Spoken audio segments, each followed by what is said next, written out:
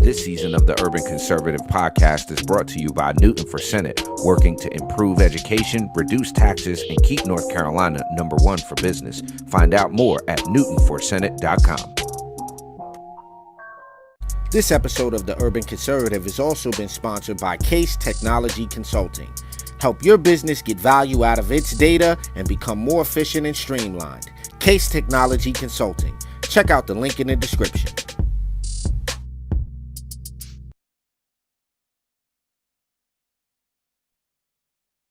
Episode of Top of the Morning is brought to you by Edward Jones financial advisor Kelly Harmon, providing you with well-researched guidance backed by Edward Jones' extensive team and technology that help you prepare for retirement, children's education, or other financial goals. Call 252-473-1006 or visit the link on the screen.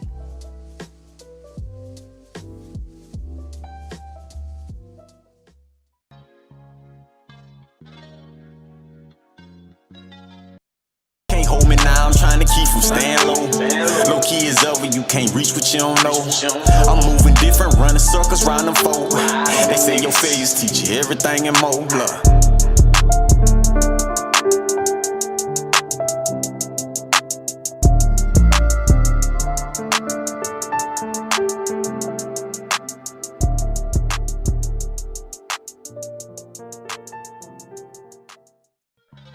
Top of the morning, ladies and gentlemen.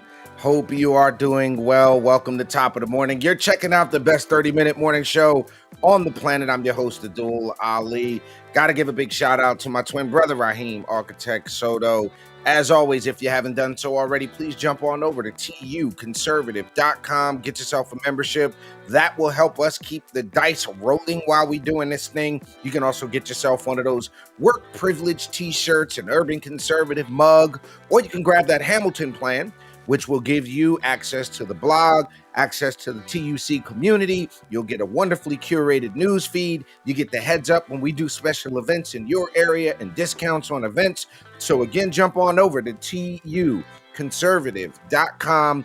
Get yourself a membership, sponsor yourself an episode of the show. Got to give a big thank you to our good friend Kelly Harmon, Edward Jones advisor. Make sure if you're trying to get your financial situation in order, you check out our good friend Kelly Harmon. And as always, man, I got to give a big thank you to our good friend, State Senator Paul Newton, Dr. Kristen Baker, and the others that have joined with us to support the Urban Conservative. Got to give a big, super amazing and fantastic shout out to the homeboy Ari Case over at Case Technologies, man. The STEM IT world is booming in his neck of the woods. So again, folks, tuconservative.com, get yourself hooked up. Now, this morning, we got something interesting to talk about this morning. And I know y'all see the question, what is this transracial thing? Like what? Yes, it's a thing. Apparently now people are starting. I can't make this up. I got to show y'all this. I can't. I really cannot. I don't even know how to begin to explain this to y'all. There are people who believe that they are born as one race and can become another race. Now, what you are seeing, on your screen is Matrina Big and Michael Yerwin. They are a white German couple who receive melanin injections and identify as black. The lady was 30, garnered media attention in 2017 after she appeared on a daytime talk show, Maury, and revealed that she underwent a medical procedure to become black. According to her website, she traveled to Kenya in February of 2018 and was baptized as a true African woman by a clergyman. Now, some of you may be more familiar with the other, one of my favorite transracial people, Rachel Dolezal. Now, the thing is, and the reason we're talking about this whole what is a transracial person, Rachel Dolezal here, and I'll just use this tab. I'll show you all that. This is the epidemic that we're dealing with right here. Girl, you was born white as the purest driven snow. Ain't nothing wrong with being born white. If you was born white, you should be proud of that. Oh God, he said white pride. Oh my Lord, I'm gonna get canceled now because I said if you're white, you should be proud. Yo, here's the thing though. You take a lady like Rachel Dolezal, who went into the African American black community, identified as black, did the hairdo, put on the makeup, tried to live the culture, probably did her best impression of the homegirl from Last Dance and tried to learn how to dance and all that. But here's the problem. This is another symptom of the left. If y'all folks don't realize what's happening here, these are all leftists doing this. Sean King is another one. The boy white. Then it comes to, oh, my daddy was a light-skinned black man. No, he wasn't. You white. What is wrong with being what you are is the question that I'm asking this morning, folks. What is wrong with being what you are? If you were born to Irish, German, Italian parents, why not be proud of that? I mean, it's not like you had something to do with it. It's not like intrinsically race is not something that you should be proud of. It just should. Here's the thing. You didn't have anything to do with it. You didn't put in on what race you are. But this idea here, and look, folks, this is a symptom of a bigger problem, especially when we talk about the left and the things that they're doing. Now, the reason I bring this up, let me see if I can make this big here, is because there's news about a lady named Raquel Evita Saraswati. Okay, hold on. I'm to share this tab with y'all. This lady right here.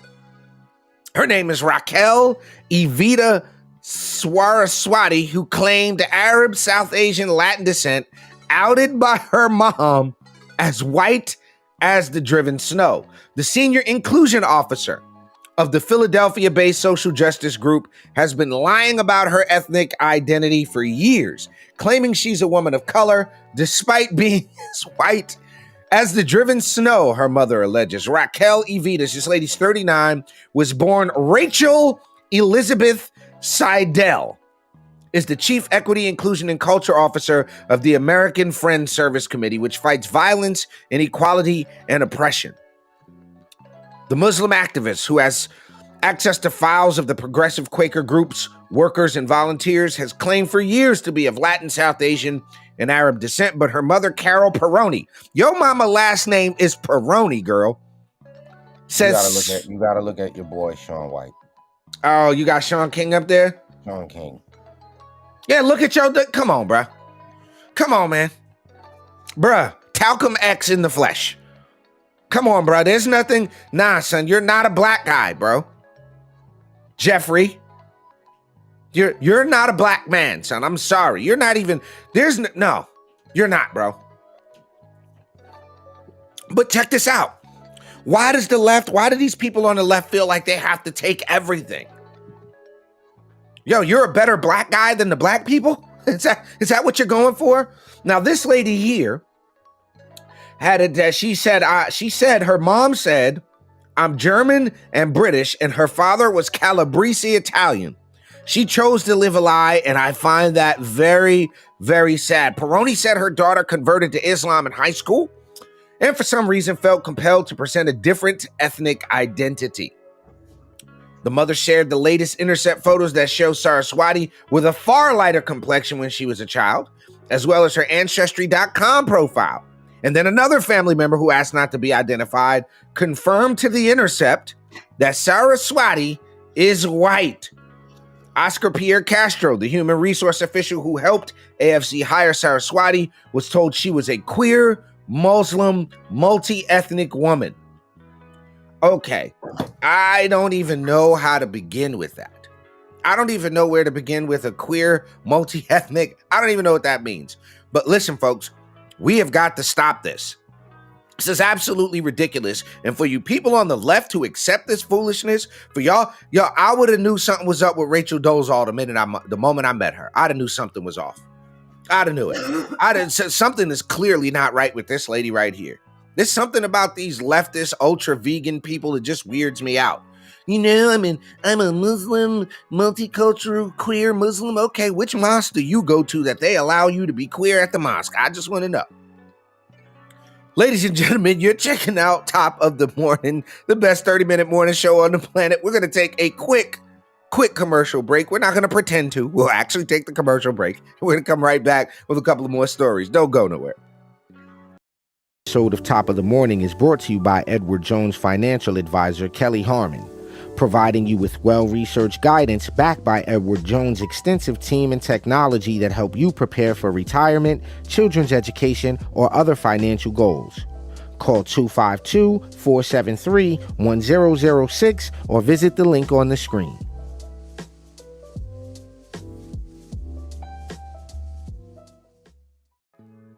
Welcome back to Top of the Morning, ladies and gentlemen. You're checking out the best 30-minute morning show on the planet. I'm your host, Adul Ali. I hope you're having a great morning so far. If you haven't done so already, please hit us with a like, share, subscribe. We got booted from YouTube, so go check out our new YouTube channel, TUC Twins. We've got Rumble, we've got Getter, we've got it all. So just look for us. The Urban Conservative, or TU Conservative, is the best way to find us. Now, I have had the unfortunate happenstance to have to drive through Charlotte. And one thing you'll notice about Charlotte, it ain't the cleanest place on the planet. There's a lot of people vagrants. There's a lot of corners that you go to in Charlotte that there's a whole lot of panhandling. There's a whole lot of people begging. There's a lot of crime in Charlotte. I've heard stories about how bad the detention center is, the big 4th Street mansion down there. I've heard how terrible that is. And then you talk about the crime. Okay. And here you have Sheriff McFadden, the guy in Charlotte. Here's the thing. I don't ever see this guy in a uniform. Does he ever wear a uniform? If anybody in the comments can get it, if you live in or near or around Charlotte, have you ever seen the Mecklenburg County Sheriff in a uniform? Like every time I see him, he's got on this weird Farrakhan bow tie getup, and this one is terrible. Like the daggone tie don't match the vest, don't match the shirt, bro. Like just because you the sheriff don't mean you get to do whatever you want to do. But Mecklenburg County Sheriff is in the news because he is slamming a bill that would make the sheriffs cooperate with Immigration and Customs Enforcement. This is being reported out of Charlotte. Mecklenburg County Sheriff McFadden slammed the bill that would require North Carolina sheriffs to cooperate with immigration officials to hold undocumented people. He opposes House Bill 10, the require sheriffs to cooperate with ICE bill, and the corresponding Senate Bill 50 as redundant and an overreach of local authority to participate in or not the voluntary federal 287G program. North Carolina law already mandates all sheriffs to inquire and notify federal officials regarding undocumented immigrants, which McFadden insists makes another statute unnecessary. Like its predecessors, HB 370 and SB 101, these two new bills seek to force every duly elected sheriff in North Carolina to honor voluntary immigration and customs enforcement's detainers, even if the sheriff in the respective communities they serve are opposed to such cooperation with ICE.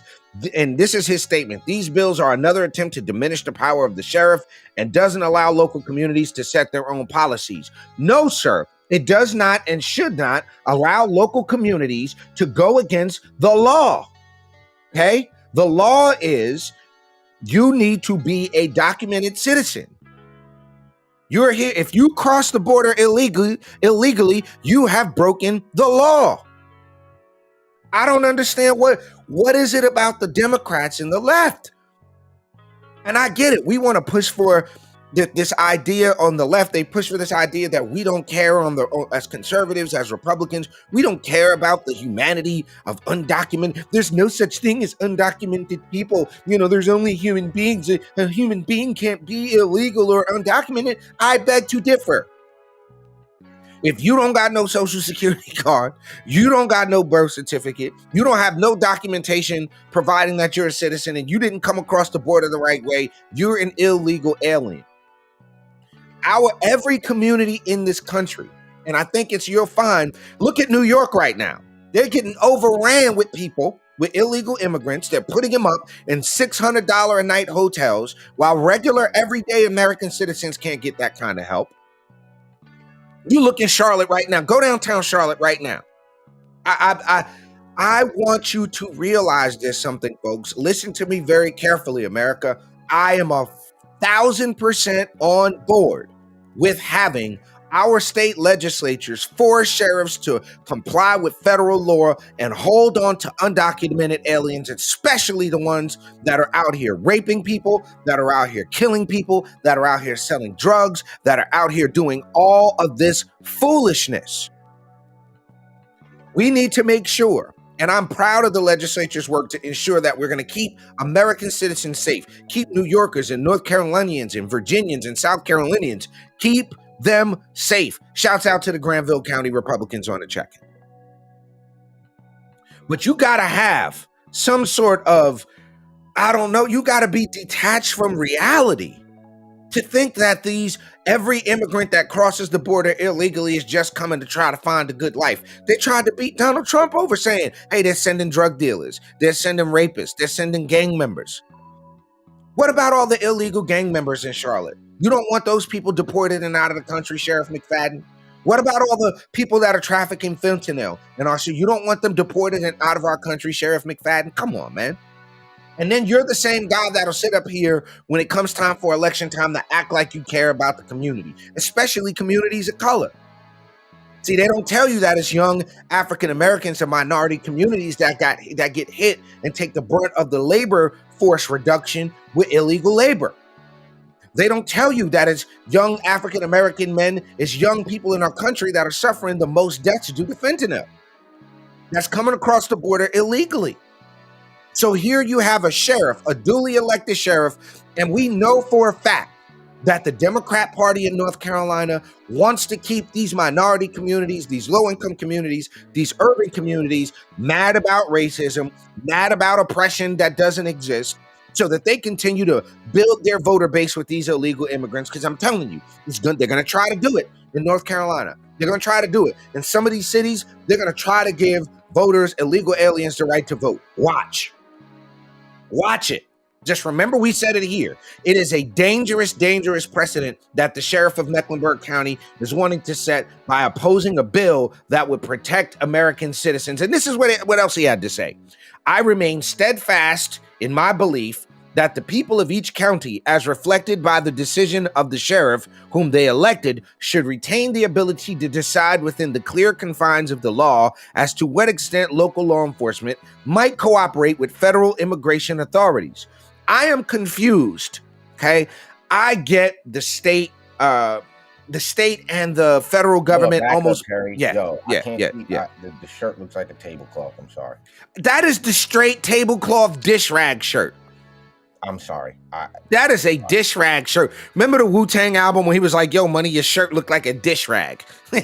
Homeboy shirt up here looking like a dish rag. Tablecloths that you get at like a patriotic 99-cent store. Oh my God, he's got on the patriotic 99-cent store shirt.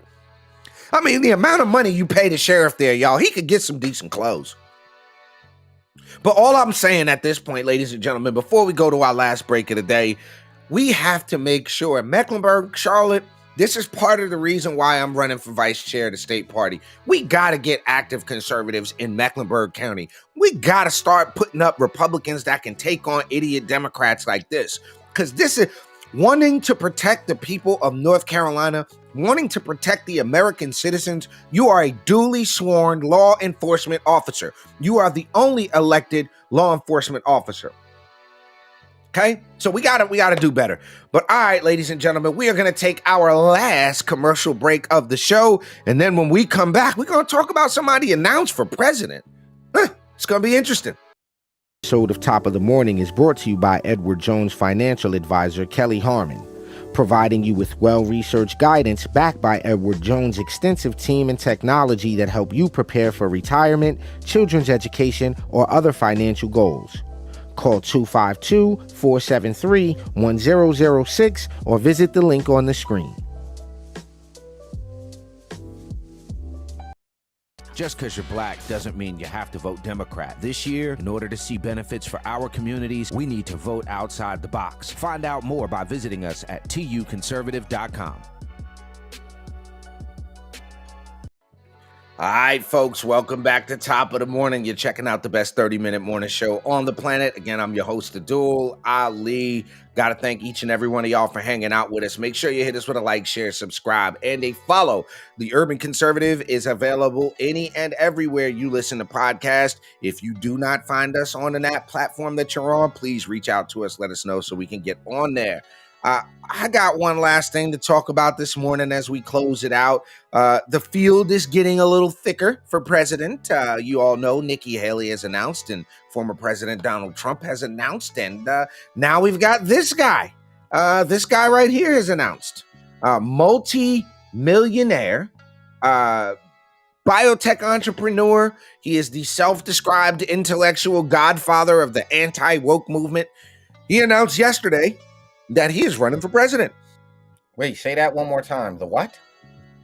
Vivek Ramaswamy, the multimillionaire biotech entrepreneur and self-described intellectual godfather of the anti-woke movement. I'm done. This is his statement. We are in the middle of an identity crisis, he declared in an online video launching his campaign, offering that the current political climate constituted a form of psychological slavery. Speaking to the camera with an American flag draped in the background and a flag pinned on his lapel, Ramaswamy framed his campaign as a broad counteroffensive to what he called the woke left, describing it as a threat to open speech, free exchange of ideas, and American exceptionalism itself. Ramaswamy is the third high-profile candidate to declare presidency in 2024. Though he filed the forms with the FEC declaring he would be running on the Republican side of the aisle, his announcement video made no mention of the party itself, an indication that he hopes to frame his candidacy outside the conventional political framework. He's already done brainstorming and nominating states in Iowa. He's kind of made some rounds, made his money in biotech investing, but he's best known for his appearances on Fox News and the New York Times book that he wrote. So his chances are probably slim to none. I don't see him pulling this off. I didn't know who he was until I had to research this story. Let's say his name. Say his last name after the word president. Go for it. President Ramaswamy. Just keep saying it. President Ramaswamy. And President of the United States, President Vivek Ramaswamy. How's that feel? How's that feel to you guys? I don't know how I feel about that. I mean, no. I like the idea, and now change the last name, turn it into a restaurant, and say we're getting ready to go eat over there. Go. Hey, we're getting ready to eat over at Ramaswamy's. Do you want something? I could do that. You want something from Ramaswamy's? I could do something from Ramaswamy's. Hey, grab me a chana from Ramaswamy's on the way over here. No, that's Vivek. If you ever watch this, you should start a restaurant chain, and you should call it Ramasamy's. So you can get you a Ramaswamy, like a turkey Ramaswamy. You can get you. Why are we giving him $1 billion idea here? Ramasamy's. Sorry. But the whole point that I'm trying to make is he's the fourth high profile person to jump into the race. I don't seriously consider him as a contender. I just don't think he has what it takes. I don't think he has the relationships. I don't think he can afford it. I know first Indian guy to run for president. No, Nikki Haley announced before him, so yeah, she's not a guy, clearly. Oh, well, fair enough. He's not the first Indian person, or that guy. Her last name, there's nothing Indian about Haley. Cause she got married, bro. Right. Okay. So she's still her name. So I'm saying, but she's still Indian. That doesn't change it. Guy with the Ramaswamy. He's the first Ramaswamy I've seen run for president. Okay. All I'm asking. All right. Yeah. He. While he is a multimillionaire, I just don't see it. He announced on Tucker Carlson, the race for MAGA base is getting messier and crowded more by the day. It read, over the next few months, Republicans are guaranteed to take exceedingly extreme positions on everything, from banning abortion to cutting Social Security and Medicare. And we look forward to continuing to ensure every American knows how extreme the MAGA agenda is. Now, that was a statement from the Democratic National Committee. Okay. The Democratic National Committee said, as Vivek Ramaswamy uses Tucker Carlson's show to announce his campaign for president, one thing is clear. The race for the MAGA base is getting messier and more crowded. Okay, before we go, Ryan, I know we only got like 5 minutes left, right? But here's my problem. What is the problem with Make America Great Again? What is so extreme about wanting our country to be great? What is the It has nothing to do with that. Orange man bad. White people, listen, white people evil. MAGA means a return back to the days where black people had to drink from a separate water fountain. That's what that means. Well, But let me ask this question. Did it mean the same thing? Wants to create this segregation already. They want a trans bathroom, a trans drinking fountain, a trans. So they're already creating that, but that's what that is. Orange man bad, white people evil. Well, did it mean that when Bill Clinton said it? Fair enough, but there was no Republican contention like there is now. Like there was no Republican like Donald Trump so. Yeah, Bill Clinton said make America great again in 1991. Okay? We will need to make America great again. It didn't mean that. It doesn't mean that. What it means, and this is part of the problem with the left, and this is why we as conservative-minded people and people in Charlotte, I know we have viewers in Charlotte. I know we have viewers in Raleigh, in Durham, in urban centers. We get a lot of people. See, y'all, what you don't know is that we get a lot of people that are on the left that watch our show and they won't say nothing. They'll jump in and comment and chime from time to time, but we know y'all are watching, and we know because we get people who were Democrats who were on the left that call us and say, hey, I've never heard that said that like that before. I've never thought about things like that. We know they're watching. So here's the thing, right? If you don't want your country to be great, you should go to a country that you do want to be great. If you don't want this country to be great, there's like hundreds of other countries that you can go to.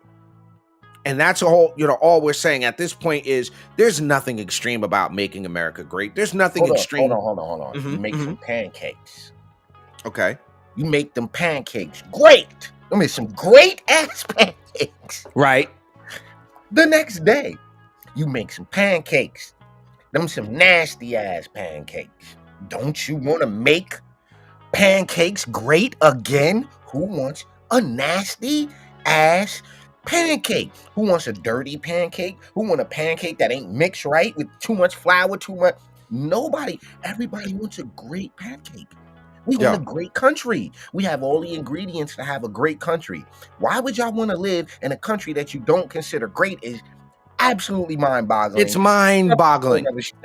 Yeah, we got to talk about that on another show. But ladies and gentlemen, you have been checking out Top of the Morning here on the Urban Conservative. We really appreciate you hanging out with us each and every morning at 8 a.m. right here for Top of the Morning. Reminder, every Monday night, 8 p.m., the Urban Conservative podcast, each and every Monday night. You can also go back. Please take a listen to previous episodes. We will see you all bright and early tomorrow morning for Top of the Morning. As always, I hope you have a powerful, positive, and productive day, ladies and gentlemen. Have a great day. We'll see you guys tomorrow on Top of the Morning. Peace.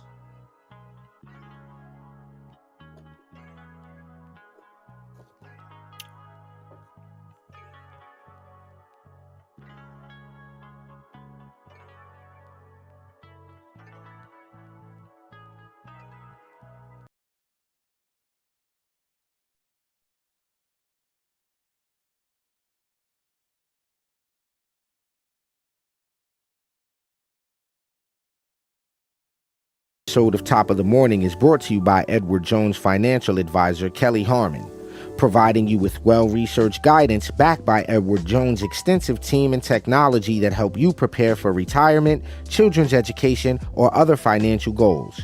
Call 252-473-1006 or visit the link on the screen.